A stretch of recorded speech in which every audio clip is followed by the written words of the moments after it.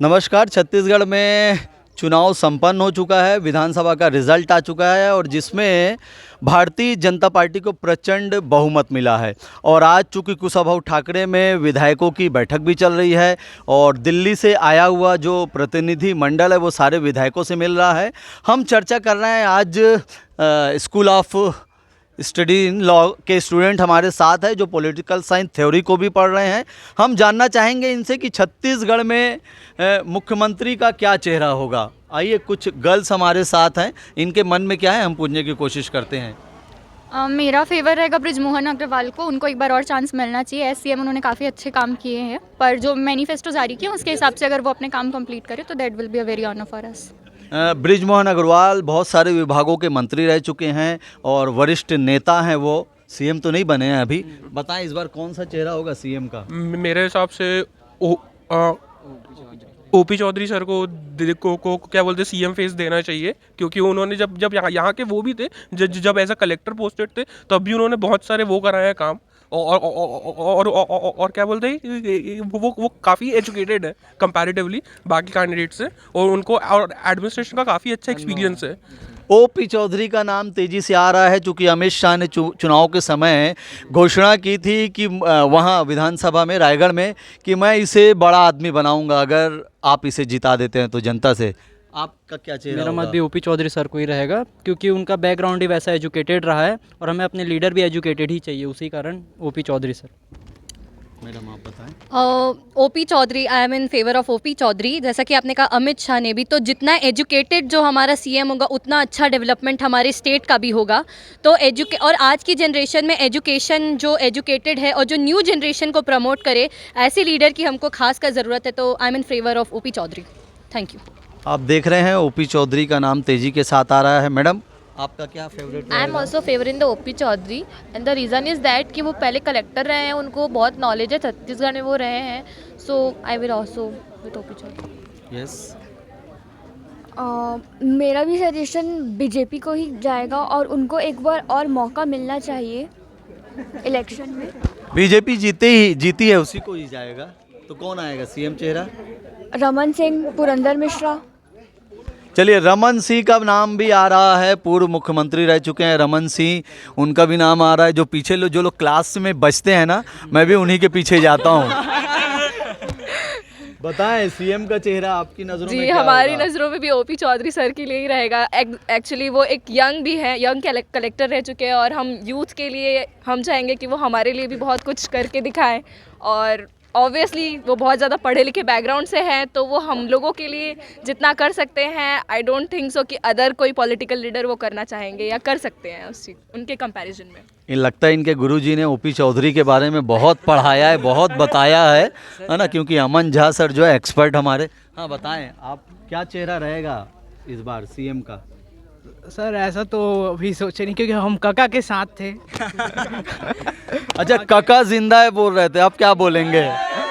अब बोलेंगे बीजेपी आ चुकी है तो अब कोई रीजनल ही होना चाहिए। अरुण साव, ऐसा कोई नया लीडर। अरुण साव प्रदेश अध्यक्ष रह चुके हैं। जब रमन सिंह पहली बार बने थे सीएम तो प्रदेश अध्यक्ष वो थे, फिर उन्होंने बीजेपी गवर्नमेंट को लाया और उसके बाद गवर्नमेंट ने भी पूरी तरह से अरुण साव की अध्यक्षता में ही इलेक्शन लड़ा। और अरुण साव के बारे में सर ये भी बोलूँगा कि वो लॉ डिग्री उनको मिली थी, उन्होंने काफ़ी पढ़ाई किया और उन्होंने LLM भी किया, उस पर PhD भी की है, और अभी तक वो सांसद भी रह चुके हैं। राजनीति का उनका बहुत लंबा एक्सपीरियंस भी है, तो अरुण साव एक अच्छे हो सकते हैं candidate. OP Chaudhary, Arun Sao ji. Yes madam. जैसे कि इन्होंने कहा कि लॉ की डिग्री, ये सब एक्चुअली अभी की जो जनरेशन की नीड है वो ये है कि जो प्रेजेंट जनरेशन को डेवलप करे, हमारी नीड्स को समझे। तो जैसे न्यू फेसेस की अब ज़रूरत है, अपकमिंग हो न्यू फेसेस की, तो वो ज़्यादा बेटर रहेगा। और ओवरऑल डेवलपमेंट में जो ध्यान दे, ना कि एज अ पर्टिकुलर फील्ड, जैसे कोई इसमें माहिर है उसमें माहिर है। बस एज जैसे बताया गया, OP Chaudhary sir was a collector, उन्होंने रिज़ाइन किया हुआ है, तो यू कैन ऑल्सो नो कि उनका लेवल ऑफ नॉलेज और एक्सपीरियंस कितना। चलिए वो भी होता है, पर वो जो भी बड़े लीडर्स रहते हैं उनको कलेक्टर यही सब तो उनको आइडियाज़ देते हैं, तो वाई नॉट हिम। चलिए, ओपी चौधरी बड़ी तेजी के साथ किसी देश के विकास के लिए कोई पढ़ा लिखा आदमी हो तभी एक देश विकासित हो सकते हैं। तो भाई जो टफेस्ट एग्ज़ाम होती है जिसको कलेक्टर का उपाधि मिलता है, आईएएस जो जिसने पास किया है इंडियन ऑल सर्विस करके, वो टफेस्ट एग्ज़ाम जिसने पास किया वो तो देश को चला सकता, मतलब कहने का मतलब मेरा एक राज्य को और अच्छे से विकासशील बना सकता है। जब राज्य विकास होगा तो देश जाहिर सी बात विकासशील होगा। लेकिन एक चीज़, चूँकि ये पॉलिटिकल चीज़ें जो होती है, राजनीति जो चीज़ें होती है, कि उनके सीनियर लोग बृजमोहन अग्रवाल, अजय चंद्राकर, राजेश मूणत, ऐसे लोग हैं, क्या वो अपने किसी जूनियर को उतने बड़े पद पे देख पाएंगे मुख्यमंत्री उनके उसमें लीडरशिप में? सर लेकिन टाइम भी तो चेंज हो रहा है ना, चांस मिलना चाहिए जो एजुकेटेड मिनिस्टर्स है उनको। फिर हम हमेशा ब्लेम करते हैं कि हमारी पॉलिटी करप्टेड है, तो पॉलिटी तो करप्टेड रहेगी अनटिल एंड अनलेस हम न्यू लोगों को चांस देंगे और एजुकेशन मिनिस्टर्स बनाएंगे। तो जूनियर को बना सकते हैं CM? बिल्कुल बनाना चाहिए, चांस मिलना चाहिए। सर जूनियर पोस्ट को भी मौका मिलना चाहिए, क्योंकि कई सारे ऐसे आइडियाज़ रहते हैं जो बाहर खिल के नहीं आ पाते। उनके जो सीनियर्स रहते हैं उनके दबाव के कारण शायद उनके कई सारे जो अच्छे आइडियाज़ हो सकते हैं और प्रोविजंस हो सकते हैं वो सामने आना चाहिए, जो नहीं आ में पाता। सर सबसे ज़्यादा परसेंट यूथ की है, तो किसी ऐसे इंसान को चांस मिलना चाहिए जो कि यूथ की प्रॉब्लम्स को समझ सके, जो कि खुद एक कलेक्टर की पोस्ट पर रहे हैं, वो बहुत अच्छे से हमारी प्रॉब्लम्स भी समझते हैं और यूथ डेवलपमेंट को भी बहुत अच्छे से जानते हैं, तो उनको बिल्कुल एक चांस। सुन रहे हो ना तुम लोग, कौन है ये लोग का सीनियर? इनकी भावनाओं का बेटा सम्मान करो। जूनियर बोल के दबाना मना। हाँ, जो ओपी चौधरी सर है बिल्कुल डिप्टी सीएम का चेहरा हो सकते हैं, बट सीएम में सर अरुण साहू, क्योंकि सर प्रशासनिक तबका और राजनीति करना दो बहुत ही डिफरेंट चीज़ होती है और राजनीति का अपना एक अनुभव होता है जो शायद ओपी चौधरी जी को कभी अभी लंबा समय है सर, युवा है, उनको समय चाहिए। डिप्टी सीएम का चेहरा हो सकता है लेकिन सीएम के तौर पर मेरे ख्याल से अरुण साहू ही होने चाहिए। बहुत आगे जाओगे मियाँ आप। मेरा पर्सनल ओपिनियन अनुज शर्मा के लिए है।